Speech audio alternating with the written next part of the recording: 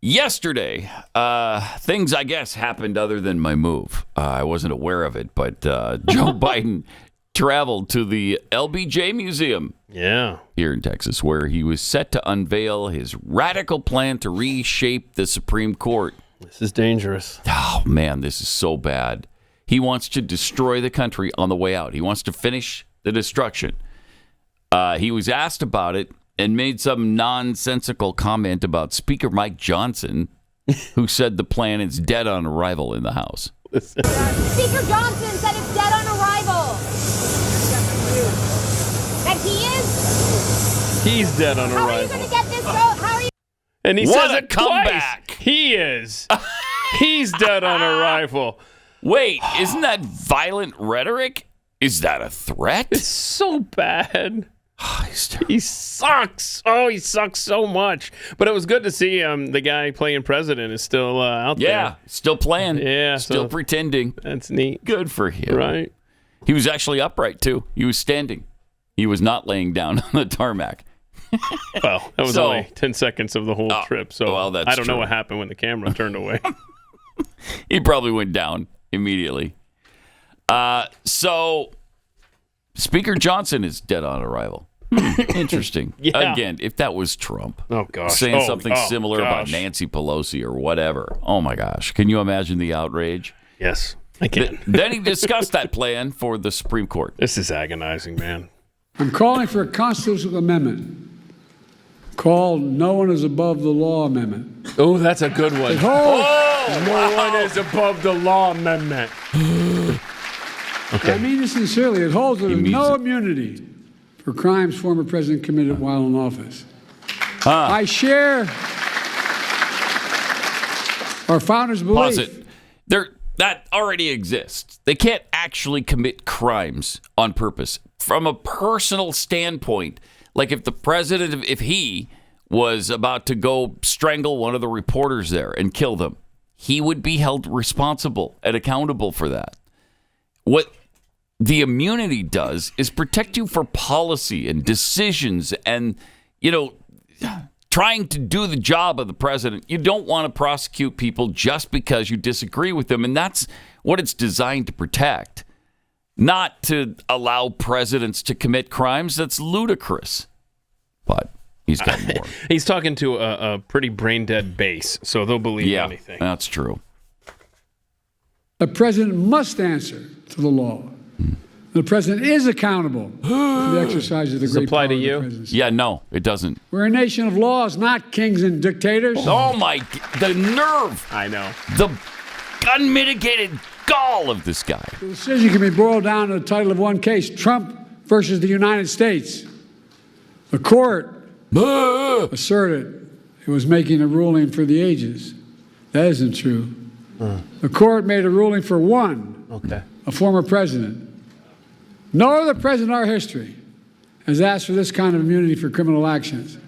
And no president, no former president, not me, not one, should have been given any exception to such immunity. He nailed it. He pause nailed for it, a right? second. He nailed that line so much that I got to hear it You again. want to hear this again? Yeah, just for Okay. emphasis, because it was so powerful. Keep in You'll mind. get chills. Yeah. You will get chills. He's wrapping up point 1 of 3. Oh, okay. And so he hits it out of the park, like you said. All right, stuff. let's hear that one more time. Because A former president. No other president in our history has asked for this kind of immunity for criminal actions. And no president, no former president, not me, not one, should have been given any exception. as I should have been given the exception. Second thing I'm asking for. I don't think it's dead on arrival anymore. That was We've had convincing. term limits for presidents of the United States for nearly 75 years after the Truman administration. And I believe we should have term limits for Supreme Court justices of the United States as well. Okay. Do you? Yeah, we saw what changing the Constitution for the direct election of senators did to America. States no longer have a voice. Why don't we leave the founders' vision alone? In fact, the United States is the only major constitutional democracy that gives lifetime seats in their high court. Term limits would help ensure that the court membership changes with some regularity. That would make timing for the court's nomination more predictable and less arbitrary. Reduce the chance that any single presidency imposes undue influence in generations to come. The bipartisan commission I convened analyzed various term limit structures. Based on their report, I believe the best structure is the 18-year term limit. Okay. That would help ensure the country would not have what it has now.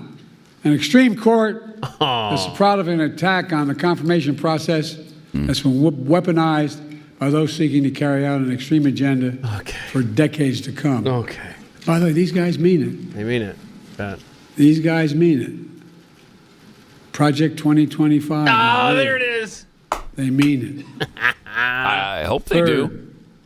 I'm calling for a binding code of conduct for the Supreme Court. Yeah. Got some bad people in there. Because some of them have flags and put them up. And we don't want that anymore. Glad to hear you say that. Yeah. Yeah. There's one of those guys has a flag and they put it up in their yard and it was upside down. And I don't like that. You don't like it? So let's get him out of office. I know we're going to talk about Venezuela later, but there were some Cuban-American congressmen and women who came out yesterday after this speech and said the first thing Nicolas Maduro did in Venezuela was change the Supreme Court. I believe it. Da-da-da. I believe it. They're always following the playbook of socialists and Nazis and fascists. Always. And then they simply blame the other side for it. It's their MO, and they're really good at it. They just keep doing it. Meanwhile, here's something Kamala Harris said about the Supreme Court. This should concern all of us. So I will say that I am interested in having that conversation, and I'm open to this conversation about extending the number of people on the United States Supreme Court, about increasing the number of people in the United States Supreme Court. Oh, how about we don't do that? Yeah. And do you think any of this talk? Well, let's at least have a conversation about it. Can we? You want to have a conversation about it? I we love need that. to have a couple of conversations. One is about race. Okay. Okay. When are we going to have that discussion? When? When will that conversation take place? When we talk about race and racial issues in this nation. Right. And another one is talking about the size of the U.S. Supreme Court, which has never in our history exceeded 9 people. But I want it to now. You want it to. Because I want to pack the court with as many people who are like-minded with me as possible. Do you think that the left would be having this conversation about altering the court and expanding the court and all that fun stuff if they had the power right now they were nominating people? You know they wouldn't. You know they wouldn't. No. The answer is no, and everybody knows it. Everybody knows it.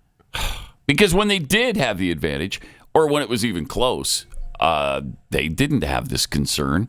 It's only when things go against their point of view and their agenda that they then have a fit. They use the courts for their agendas, for judicial activism. Yeah. And oh my gosh, I can't imagine if you really step back and look at the court, it's pretty moderate.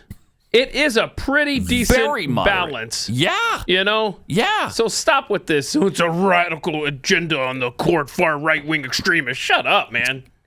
I mean, it's garbage. What they keep screaming about is garbage. I don't know how many decisions that have gone against the conservative flow they've made in the last year, but it's considerable. It's a lot. And it's to the point where Amy Coney Barrett is like, have you switched sides now? Yeah. The trajectory for her is bad. Not good. No. And of course, Roberts is Mr. Mush. He's been in for the a middle. long time. Yeah, long time.